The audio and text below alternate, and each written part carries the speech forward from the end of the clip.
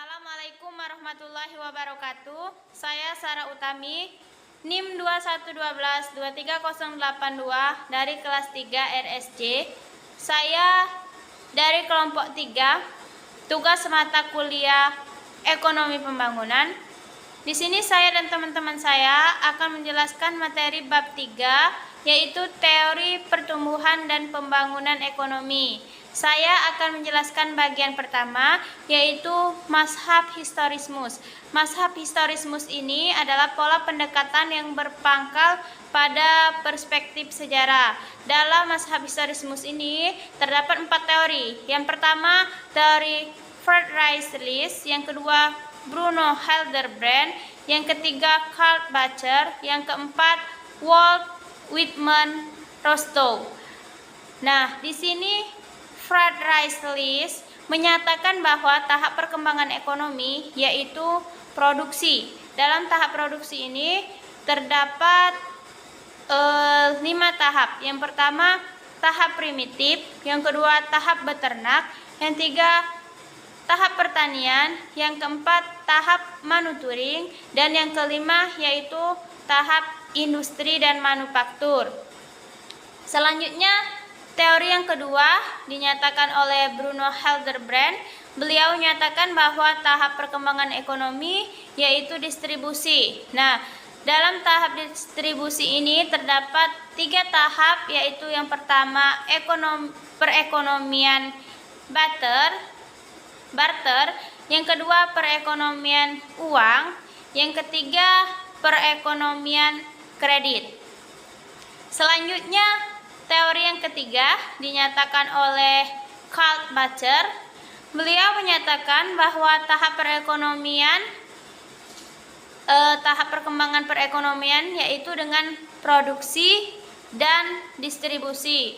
Nah, dalam tahap perekonomian tersebut terdapat lagi 3 tahap. Yang pertama, perekonomian produksi untuk diri sendiri. Yang kedua, perekonomian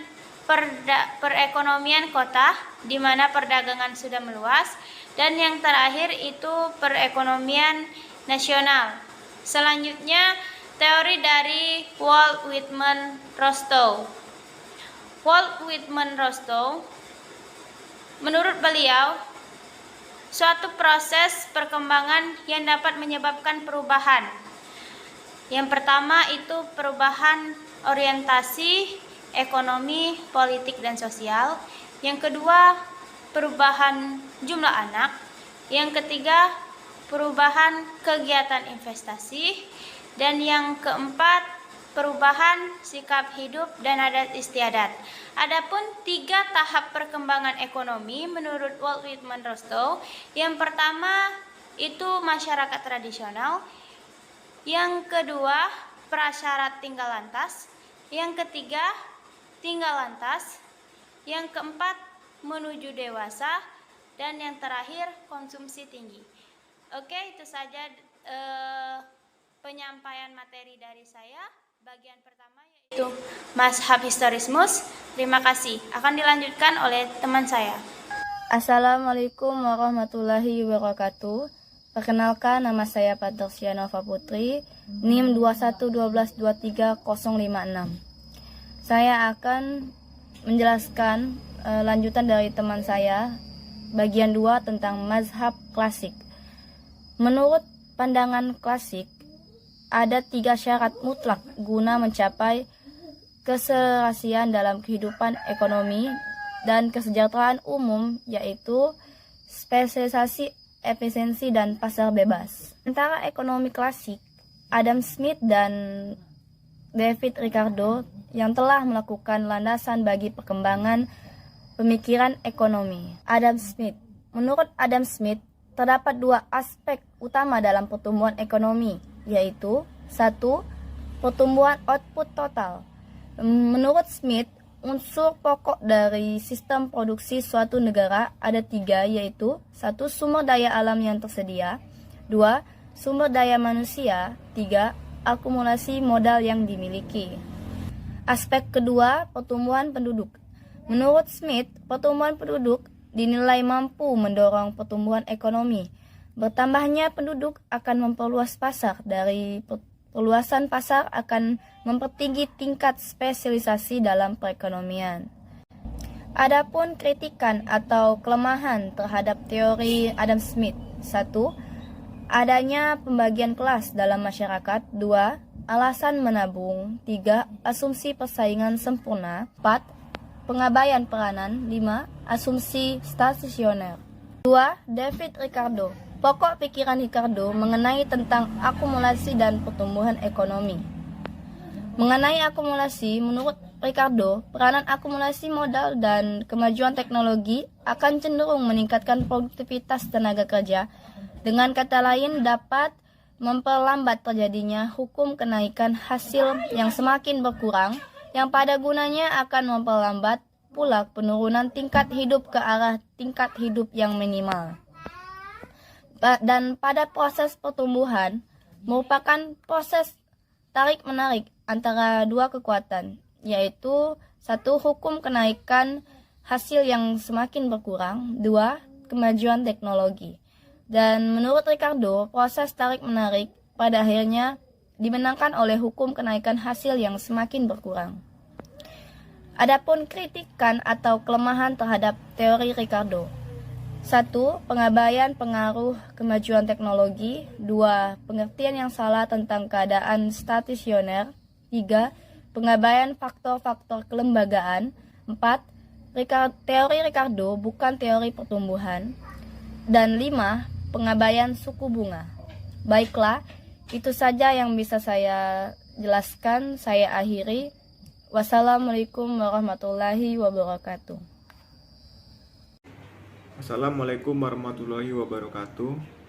Perkenalkan, nama saya Ibing Suherdi dari 3RC Manajemen. Di sini saya akan menjelaskan tentang teori pertumbuhan neoklasik. Slow Swan. Robert Slow, pemenang Nobel Ekonomi 1987, lahir di Brooklyn, New York, Amerika Serikat pada tahun 1924. Dia merupakan anak pertama dari 3 bersaudara. Pada tahun 1940, Slow belajar sosiologi dan antropologi di Harvard College. Pada akhir tahun 1942, dia meninggalkan bangku kuliahnya dan bergabung dengan Angkatan Perang Amerika Serikat. Sampai Perang Dunia II usai, tetapi pada akhir tahun 1945, dia kembali melanjutkan studinya di Harvard. Kemudian menjadi asisten peneliti dari Vasily Leontief, dan sejak saat itu, dia mulai tertarik pada ilmu statistik. Slow juga pernah menduduki jabatan struktural di pemerintahan, antara lain sebagai ekonom senior pada The Council of Economic Advisors 1961 sampai 1962 dan anggota The President Commission on Income Maintenance 1968 sampai 1970. Studi dan pemikirannya Slow difokuskan pada 3 bidang kajian, yaitu ketenagakerjaan, pertumbuhan ekonomi, dan teori modal. Sementara itu, pasangan Slow yaitu Trevor W. Swan lahir pada tahun 1985 di Australia.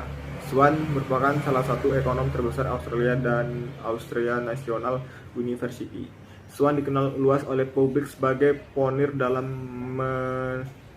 macroeconomic modeling dan juga berkat kontribusi pada Nobel pertumbuhan neoklasik.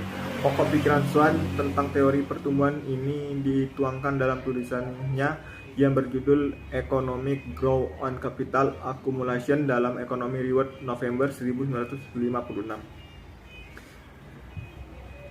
Pokok pikiran Slow Swan, teori pertumbuhan ekonomi neoklasik ini berkembang sejak tahun 1950-an. Teori ini mengacu pada kerangka analisis pertumbuhan ekonomi menurut pandangan ekonomi klasik.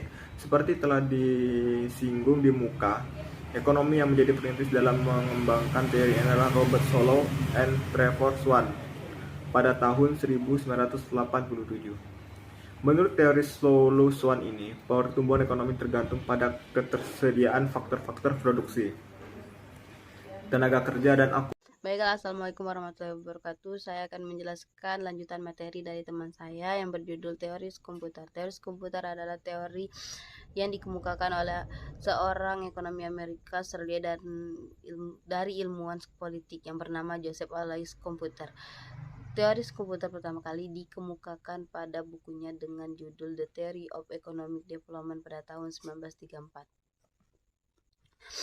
Komputer berpendapat bahwa sistem ekonomi kapitalis merupakan landasan pembangunan dan ekonomi yang paling baik untuk menciptakan pembahasan ekonomi yang besar. Namun, komputer juga meramalkan bahwa sistem ini juga akan mengalami stagnasi seperti yang disampaikan pada teori ekonomi klasik sebelumnya. Dan ada 3 pengaruh yang ditimbulkan dari inovasi, yaitu diperkenalkan ekonomi baru, menimbulkan keuntungan lebih yang merupakan sumber dana penting dan akumulasi modal, timbulnya proses peniruan, imitasi, dan Assalamualaikum warahmatullahi wabarakatuh. Saya Kiki Andini dari kelas RSC 3 semester 3 kelompok 3. Di sini saya akan menjelaskan teori ketergantungan. Seperti kita ketahui, teori ketergantungan atau teori dependensi menjelaskan bagaimana negara terpinggir atau negara dunia ketiga memiliki perekonomian yang sangat bergantung pada negara dunia pertama atau negara inti. Ketika negara terpinggir menjadi hubungan dengan negara inti, hubungan ini akan membentuk ketergantungan. Nah, dan yang mengembangkan teori ketergantungan adalah Paul Baron, dan pakarnya adalah Anthony dos Santos. Contoh teori ketergantungan adalah contohnya seperti dari diri kita sendiri, ketergantungan dengan sosmed atau handphone, Android.